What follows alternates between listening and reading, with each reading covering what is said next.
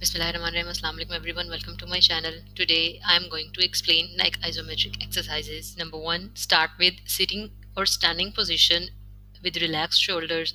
Place palm on the forehead. Press gently without pushing forward. Hold for 10 seconds, then relax. Repeat 3 to 5 times for neck muscle engagement and relief.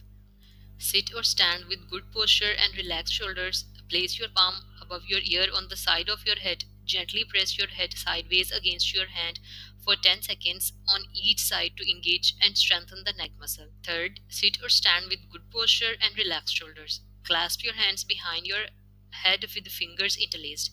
Gently press your head back against your hands for 10 seconds to engage the muscles in the back of your neck. Relax and repeat 3 to 5 times for strengthening and relief.